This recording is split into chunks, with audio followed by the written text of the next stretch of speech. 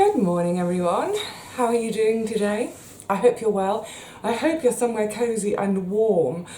Oh my goodness. So today, I've been putting it off a couple of days, but needs must. I'm going to do a big cook up. Hopefully get a load of meals done both for this week and some for the freezer. So in a minute we're going to head off in search of food. The reason it's been delayed is because we had this sudden freeze. I don't know how I missed it on the weather forecast, whatever you call it. It came out of the blue for me. People were saying Beast from the East #2, and I was like, what are you all talking about? Planning my week. And then Sunday it started snowing. It snowed on Monday and Tuesday. It stopped snowing. A lot of the snow has melted.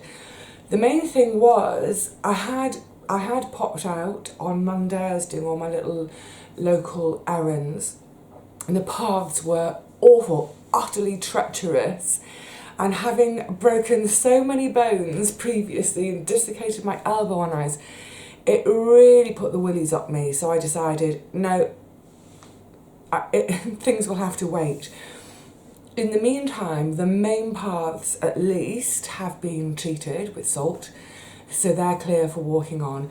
The side paths that I go down to get to the garden, I doubt they'll have been treated, but hopefully things will have melted by now. Yes, so we'll go and forage for some food in a second. Then when we come back, what I'm going to do is I'm going to show you all my produce stuff, whatever it is, and talk about the things I'm going to cook, point in the direction of the recipes because they're all on my playlists. Now, I have got stored food at home. Of course I have. The majority of my food is stored at home. So you might think, well, you know, give the garden a miss for a while, which is why I've been able to give it a miss for a few days. But I am desperate for some fresh greens. I want some carrots out, if I can get them out, if the ground isn't too frozen.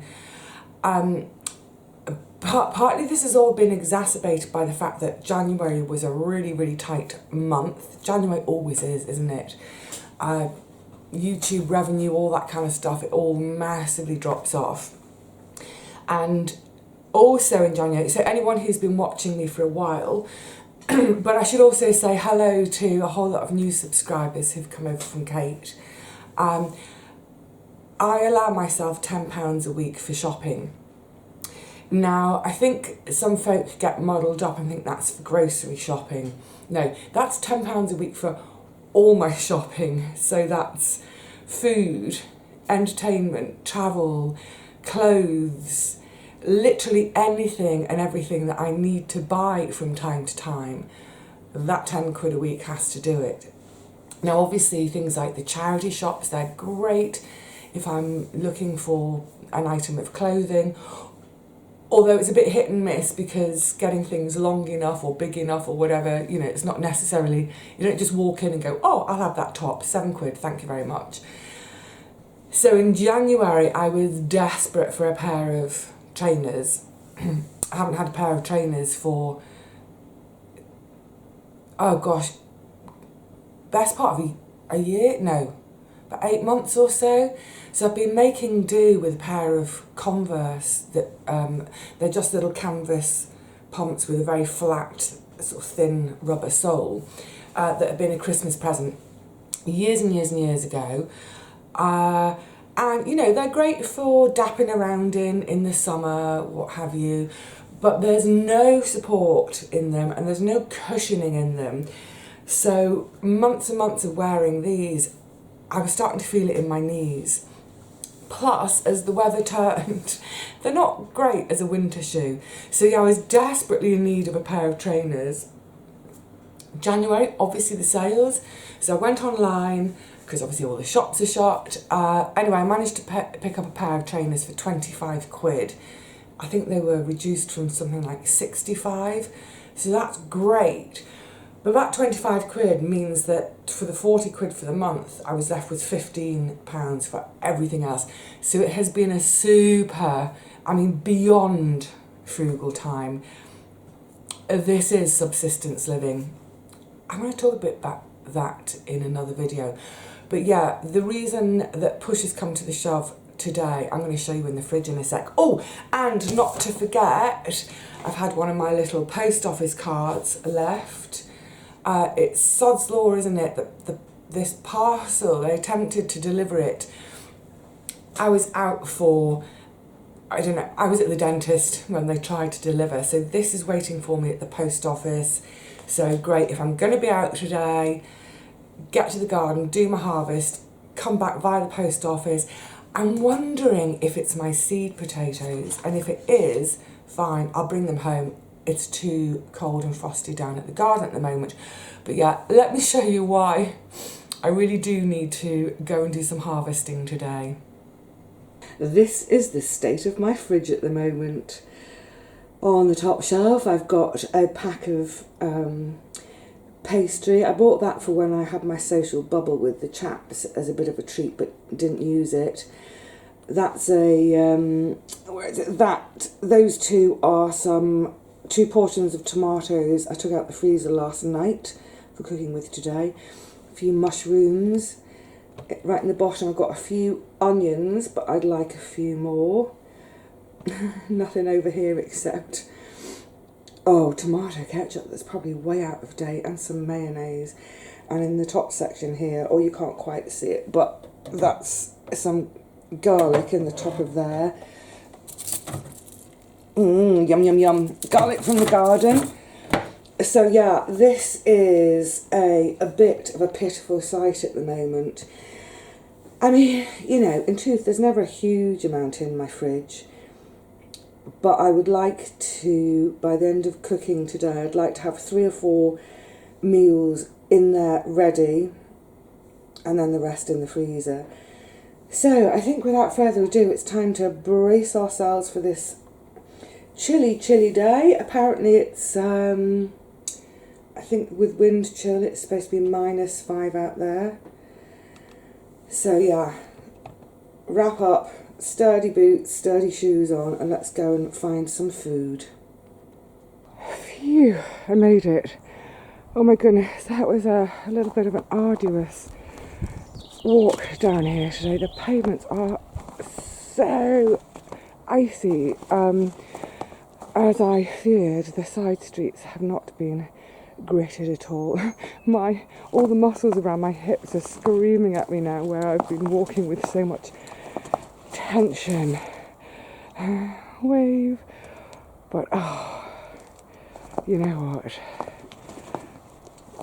For this sight, and my food obviously, worth it. Look at all the little paw prints.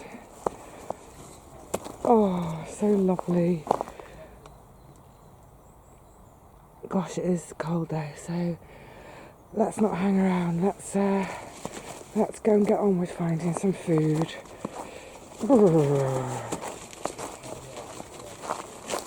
Well, isn't this just the prettiest supermarket you ever did see? Oh, I think I spy some purple sprouting. Oh goodness though, I was wanting, oh my goodness, it's not going to happen, I don't think, unless there's some underneath. I was really wanting to get some carrots out today. Yikes.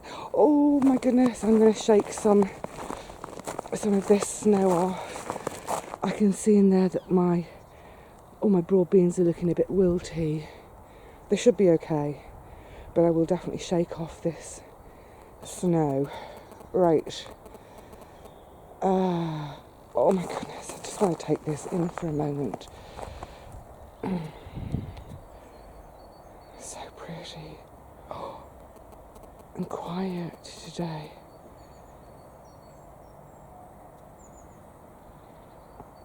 Right, time to get my basket out.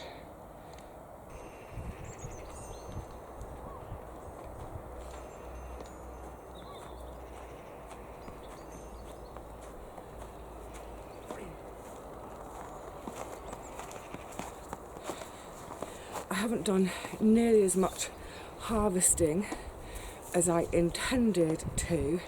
There's a very good reason for that. Let's go inside, I'll explain before we head off home. Oh, goodness me, it is cold. It's about -2 at the moment. What is my... yes, anyway, so the thing is, all the plants are frozen today and they're all a little bit wilty. So, picking them today, it's like, it's the equivalent of if I get them out of the freezer, within a few hours, they're going to be absolute mush and no good.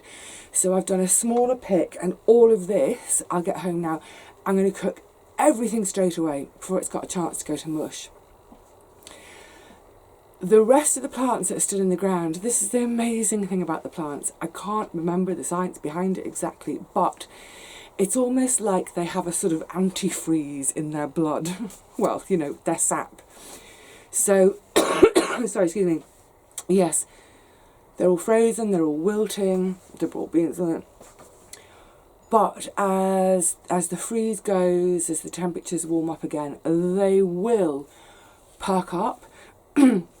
And once they've perked up, I can harvest as normal, i.e. I can come down and do... The one thing I really wanted today was my greens, so kales and various what have yous.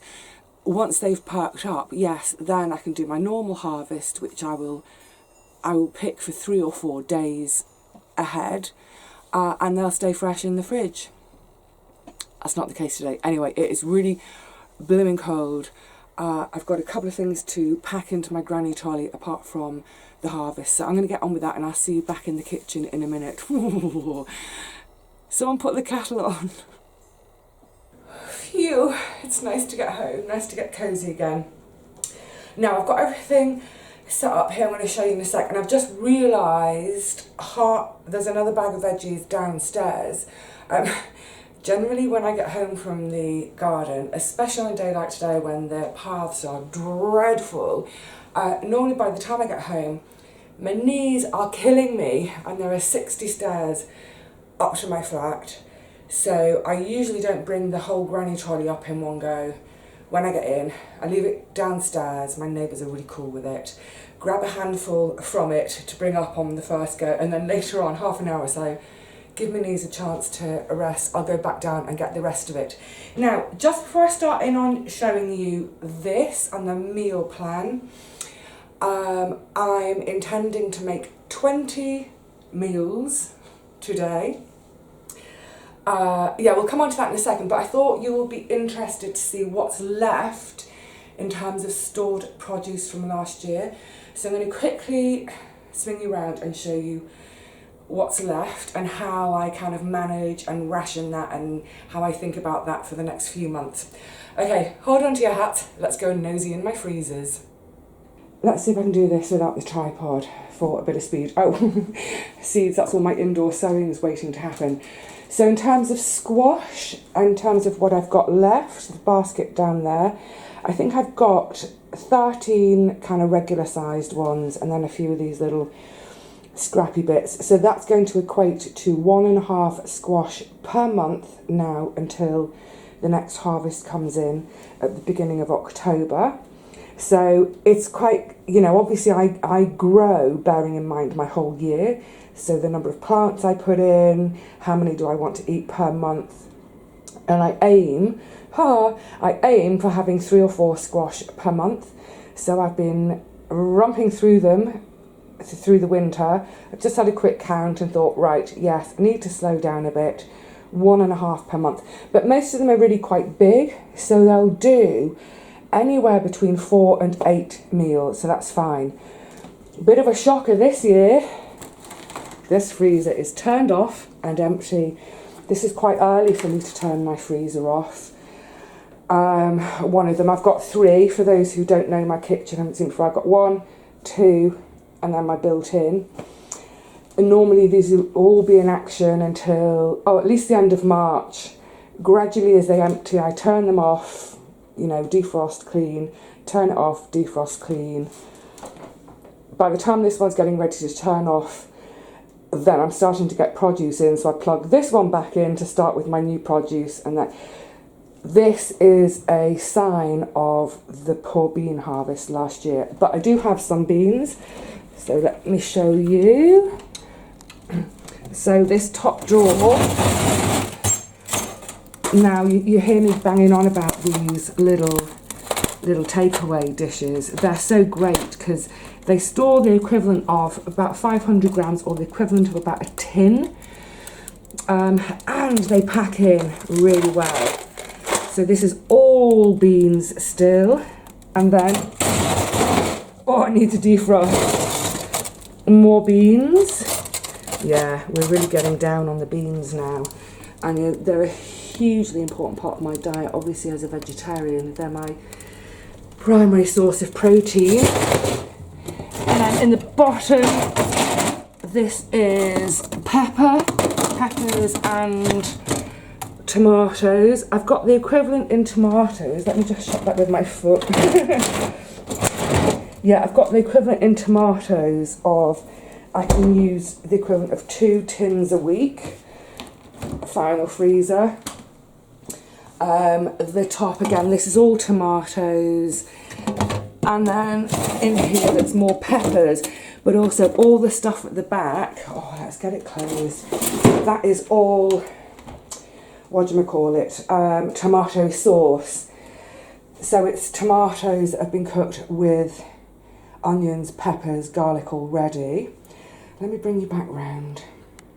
Yeah, so the tomato sauce has already been cooked with onions, garlic, peppers, herbs, what have you. So it's almost there as a sort of a meal already. And literally what I do with those sauces now is, because I don't tend to eat pasta because I have to buy it, I'd rather not. But they're lovely, that sauce is lovely with a handful of beans thrown in, some chopped up greens thrown in, whatever. Either just a mound of that, or to fill a baked potato, or to go in the cavity of a gorgeous roasted squash, that sort of thing. So yes, in terms of, I would say with the tomatoes and the beans, combination of frozen beans and dried beans, I've got enough to last me with 2 portions a week, but each portion I will make into 4 meals. So in other words, 8 meals, it's okay, until the next harvests start coming in. Right, I'm going to point you at the veggies I've got out here and the bits and pieces, and just quickly take you through my menu plan, and then at the end we'll come to cost. Okay, so like I said, there's a couple of ingredients missing because they're still down in the hallway downstairs, and those ingredients are, what is missing? Carrots, a couple of the first of the purple sprouting broccoli, oh, and a sprig of thyme. So, what have we got? What are we going to make? Right, the first meal I'm going to do is a fasolada, which is Greek bean stew. It has a base of tomatoes and a bit of stock. It will have a potato chopped up in it, the carrots which are downstairs, the thyme which is downstairs, and some lovely big butter beans, my gigantes beans from the freezer. Did I say carrots? Yeah, carrots. That's really hearty. It's a really lovely hearty stew for this time of year. And like I said, I think all of these recipes are in my in the kitchen playlist, but I'll link them all again. So I'll make fasolada. That will be 4 portions, easily 4 portions. 2 of them I'll have fresh in the next few days. 2 of them will be frozen for next week or the week after. The mushrooms, so they're not something I normally buy, but I was going to make and then didn't for my social bubble with the chaps, a cabbage pie, which don't sound too great, but trust me, it's gorgeous. So instead of cabbage, I'm going to be using some of the lovely curly kale. Again, it's, oh la la, I think I need to get a couple more at the freezer. It's in a tomato base, and it's very simply, it's tomatoes, brassica of some description, mushrooms, bit of seasoning in the form of dill. Now, if I was doing it for guests, I would do it in a big pie dish. We'd all cut into it, lovely. Again, this will make 4 portions. But as it's for me, I'm going to do it in 4 sort of small pie dishes, about yay deep. 2 for the freezer, 2 for the fridge. It's a meal on its own. It's gorgeous. That's all I need is one of these pies. However, it's a very low protein dish. So I'll make sure on the day I have that I will have a protein-rich lunch, for example, which means we come to rice. I only ever use brown rice, apart from if it's risotto, arborio. I will do a rice and bean salad with some red onions for a bit of piquancy. Again, I'll make enough up for 4 meals, that'll be 4 lunches. The combination of rice and beans is great. We get all our amino acids that way. I don't have any of the beans out to show you because they're in the freezer for the most part. I use the freezer produce first, just in case the freezers break down. So yeah, a cabbage pie, but on the same day, make sure I have a high protein meal. So that's rice and bean salad. I will get some more tomatoes out because I will also I'll do the tomato sauce, and with it I'll do a load of beans, and then I can have it either just with some rice and some of the lovely cavolo kale. I'm a bit concerned, like I said in the shed, I think I might have to just actually cook this all today before it wilts. Oh, and also for the fasolada, a load of lovely celery. Actually, that can go in pretty much everything. So, I've got a ton of dried beans still. This is what I've got left of my trail of tears. Fantastic. This was a proper little bits of odds and ends that wouldn't fit in my other jars. So I thought, oh yeah, it's a nice bean surprise. So, for instance, with the tomato sauce, I might, I should use the freezer first, but I might end up cooking these just to make it all a nice mix. And then the last thing I'm going to do, using this beautiful squash, and again this will easily make me 4 portions, I'm going to do my accident soup. So it will have squash, tomatoes, some of the frozen peppers, onions. Obviously I'm using onions in pretty much everything, and I've got a really, really good supply still that should see me through to, I would say, the beginning of May, by which time the new crop should just be starting to do something. Yeah, onions and everything. So accident soup, squash, tomatoes, peppers from the freezer, onions from store, beans from the freezer unless I want to cook up some of the dried ones, and honestly it's so good and hearty and yummy. So across, like I said, this should make about 20 meals, so a week and a half of 2 meals a day. And generally speaking, I like this sort of the soup or the rice and bean salad for my sort of lunchy stuff. And then if I'm going to have like the fasolada stew, the cabbage pies, that sort of thing, that kind of really hearty stuff, I like that towards the end of the day, especially if I've come in from the cold on the allotment. Right, now, cost. Well, I suppose, you know, obviously the rice I've bought, the mushrooms I've bought. I mean, I'm not going to use much more than a quid's worth. And let's say the allotment costs me £2 a week for me to grow everything. So let's say this is about £3, but that is for 1.5 weeks of meals. It's about £2 a week. I mean, it's bonkers, isn't it, to think of, let's say £3 a week. So that's £2 is the allotment costs, both in terms of my rent, seeds, other bits and pieces that go into the costs of growing each year. So a couple of quid for that, and a quid for a little bit of rice. Obviously the rice costs more than £1, but I'm not using a whole bag of it. So yeah, I mean, it blows my mind sometimes. It blows my mind that I can do this. I can do it, you know. Let's say 20 meals divided by 3. My brain doesn't want to work. 3 quid divided by 20. 30p divided by 2. 15p.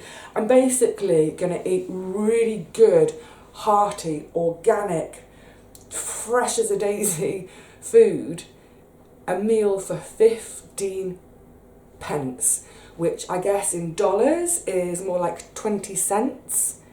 So my entire spend of £3 for these 20 meals is, in dollar terms, that's about $3.75, 80, I think. It's bonkers. The one thing I am a huge champion of is, you know, if you're going to live a frugal life, I mean, I think I'm beyond frugal. This is subsistence living now. One of the best things you can do for yourself is grow some, if not all, of your own food. If you can get a tiny bit of land to grow on, even if it's containers on your balcony, on your front doorstep, window boxes, even on the windowsills indoors, grow some microgreens. I was sort of messaging with Frugal Joe the other day, and she was saying there's a waiting list for her allotment, but I was saying, you know what, put your name down anyway, because you never know, they may invite the 10 people above you to look at allotments and they all turn their nose up and you could end up with an allotment. So yeah, if you don't have your name on a waiting list, this is in the UK, or I suppose other parts of the world for other types of community garden projects. If you haven't got your name down on a waiting list yet, do it today, because then you really can eat meals for 15 pence. And you know what? Some of these meals, actually, taking the rice and mushrooms out of the equation, they're not even going to cost 15p. They're going to cost my £2 a week to grow my garden. Some of these meals will cost 7, 8p. Bonkers, isn't it? All right, my lovelies, I need to sit down for a minute, rest my knees, and then go back down all the stairs and bring up the granny trolley with, what's in there? Carrots, thyme? I'm sure there's something else in there. We'll see. Anyway, thank you for hanging out with me today. I hope you've enjoyed that. I hope that's kind of given you a broader picture of both sort of how I eat, how I plan, how I ration food to make it last a year. When I say ration, I don't mean like skimping, as in like, oh, now I can only have a quarter of a squash instead of a whole squash. I just mean ration as in taking into account that this food has to do me for the whole year. Whenever I harvest anything, I make a note of how many, if it's an individual thing like onions or squash, how many have I got? If it's things like the tomatoes that are either bottled or frozen, how many portions, how many cans, tins, you know, tinned product does that amount to over the course of the year? When all the harvests are in and I know those figures, I can just bear it in mind each week to think, right, I can use 3 portions of tomatoes and half a squash, whatever it is. And because I've been doing this, shortly, it'll be my 4-year anniversary. Because I've been doing this for a while, I don't generally have to sort of keep written notes about that. It's generally up here. So yes, have a go at growing your own, whatever space, whatever your limited space is. Like I said, even if it's microgreens on the windowsill or sprouting seeds in a glass jar, just to give yourself that extra little boost of nutrition and one tiny little less expense each week. All right, lovelies, I will see you again really soon. Oh, I think I might be sitting on the sofa and chatting to you soon, another day. Until then, please stay safe when you're out walking on icy paths. If you can avoid it at all, avoid it. Stay snug and cosy at home. Have fun making mess in your kitchen, as I should be doing the minute this camera's off. Until next time. Bye for now, everyone.